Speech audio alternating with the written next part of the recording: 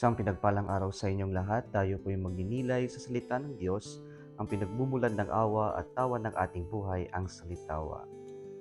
Napakalaga po na malaman natin ang katotohanan at lahat tayo ay deserve na malaman kung ano ang katotohanan. Ito ang gusto ni Nicodemus sa kanyang pagbisita sa ating Panginoon, ang malaman ng katotohanan patungkol kay Jesus at sa kanyang turo. At ito rin yung nais ng Panginoon kay Nicodemus, ang maliwanagan at malaman kung ano ang katotohanan.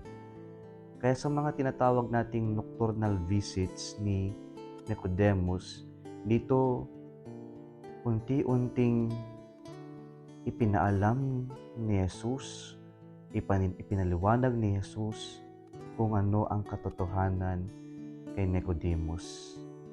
Ano yung pwede nating mapulot ngayon, mga kapatid?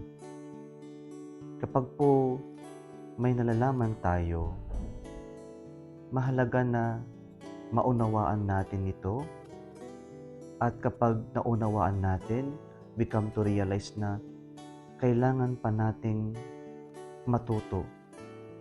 Na sana kahit na gaano yung ating napag-aralan, kahit na gaano kataas yung ating narating sa buhay na pag-aralan, ay huwag tayong maging hambog na para bang alam na natin ang lahat.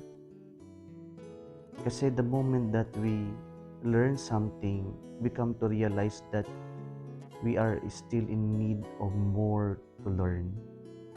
Kaya po, we stay teachable. Alam natin habang tayo ay may natututunan, ay nare-realize natin na marami pa tayong hindi alam. Kaya po we remain to be humble, we remain to be teachable, upang sa ganon ay marami pa tayong matanggap at matutunan sa buhay natin. At ito po yung ipinakita ng Panginoon kay Nicodemus sa kanyang pagpapaliwanag, pagmulat sa katotohanan. Nakikita ni Nicodemus, marami pa siyang kailangan matutunan.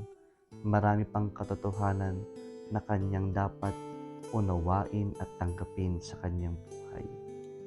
We remain to be humble and teachable sa ating buhay, maski na po sa ating pananampalataya. Muli isang pinagpalang araw sa inyong lahat.